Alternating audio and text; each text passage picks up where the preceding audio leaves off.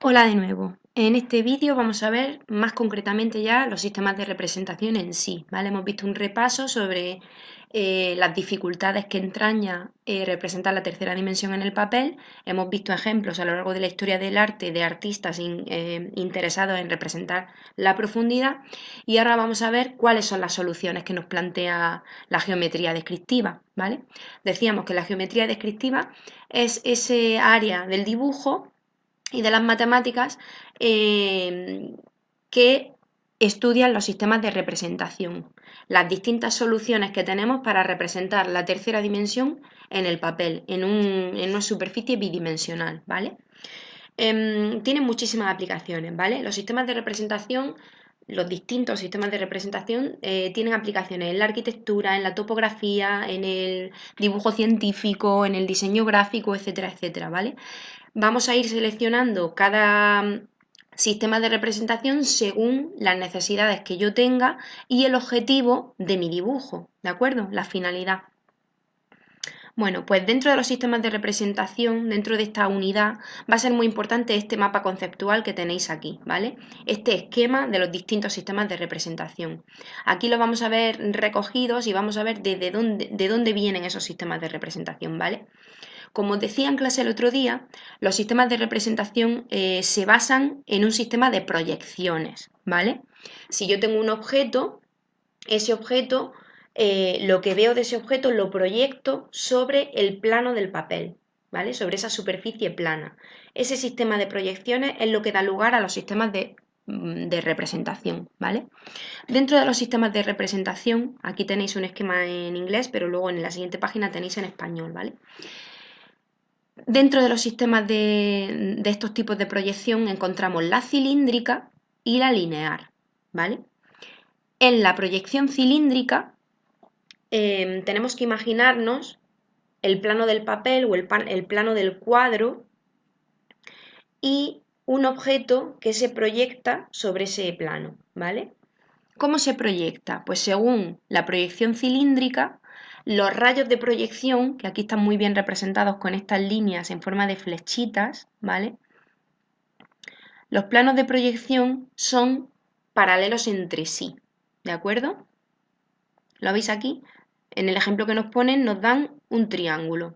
Ese triángulo hay unos rayos, se llaman rayos visuales, que pasan por sus vértices o por sus aristas, en este caso por sus vértices, y cortan al papel, ¿vale? Formando un ángulo de 90 grados. Es decir, los rayos de proyección son perpendiculares al papel y a la vez son paralelos entre sí, ¿de acuerdo? Tanto en el oblicuo como en el ortográfico, ¿vale?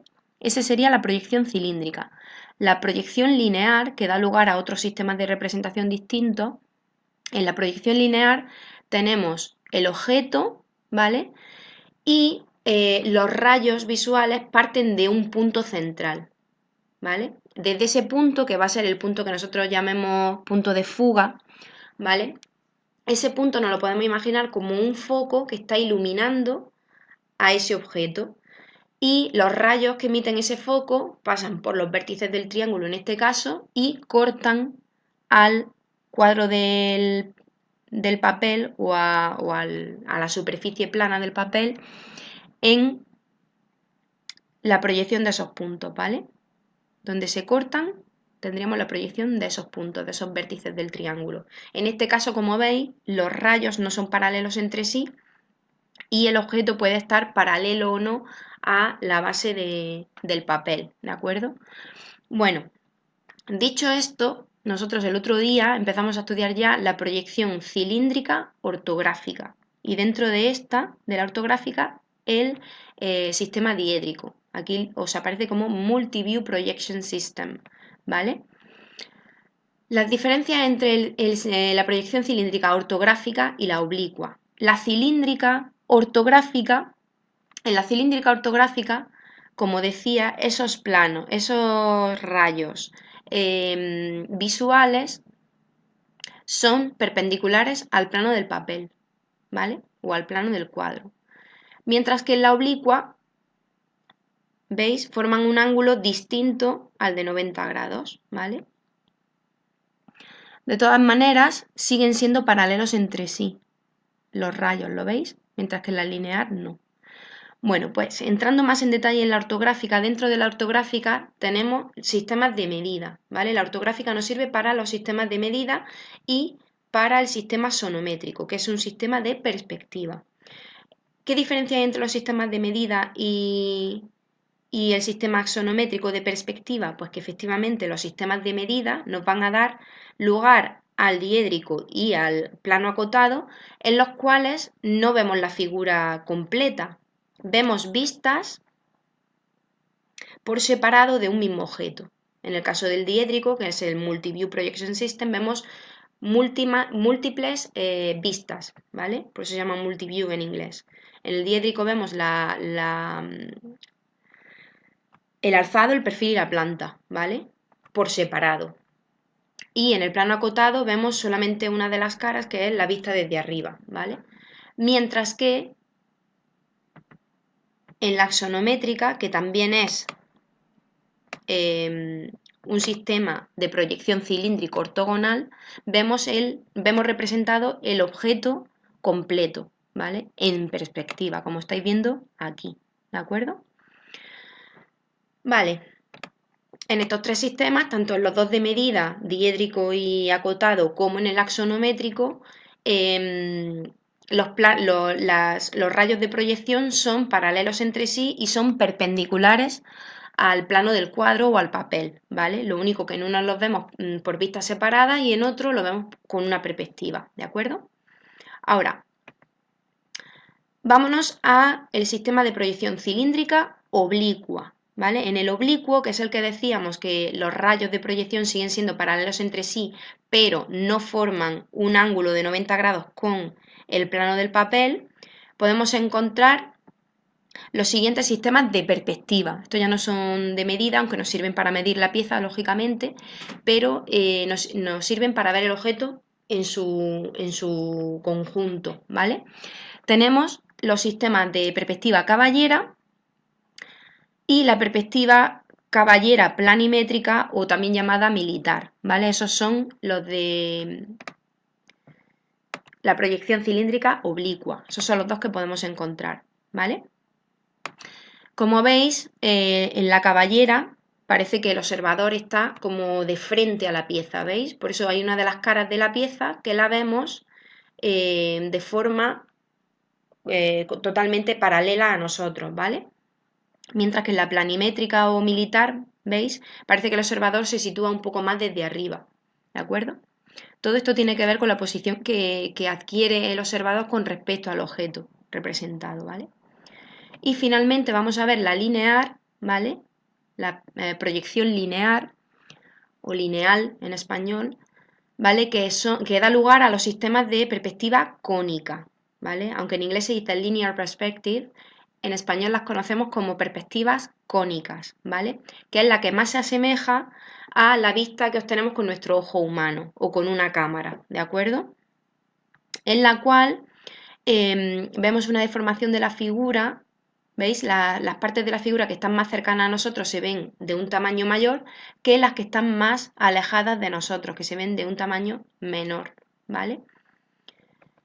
Y ahí, bueno, dentro de la perspectiva cónica ya la veremos más adelante, pero hay tres tipos de perspectiva cónica, ¿vale? Con un punto de fuga, con dos puntos de fuga o con tres puntos de fuga. En esta perspectiva lineal, como decía al principio, partimos de un punto central a partir del cual se generan los rayos visuales. Digamos que el punto del observado, el punto central es el punto de vista conocido, ¿vale? Sabemos exactamente dónde está el observador. ¿De acuerdo? Así que en este caso, como digo, los rayos visuales no son paralelos entre sí y el objeto no tiene por qué estar posicionado de forma paralela a ninguna de sus caras al plano del cuadro, ¿vale? Esto sería, a grosso modo, los sistemas de representación que podemos encontrar. Cada uno, ya sean los planos acotados o el sistema de vistas del diédrico, tiene unas funciones y unos objetivos distintos al que podría tener, por ejemplo, la perspectiva cónica. La perspectiva cónica se usa mucho por los artistas a la hora de representar un paisaje o pintar un edificio, etcétera, etcétera, ¿vale? Mientras que, por ejemplo, los sistemas de medida como el diédrico o el acotado se usan sobre todo pues, en la construcción de piezas, ¿no? Pues, por ejemplo, en diseño industrial.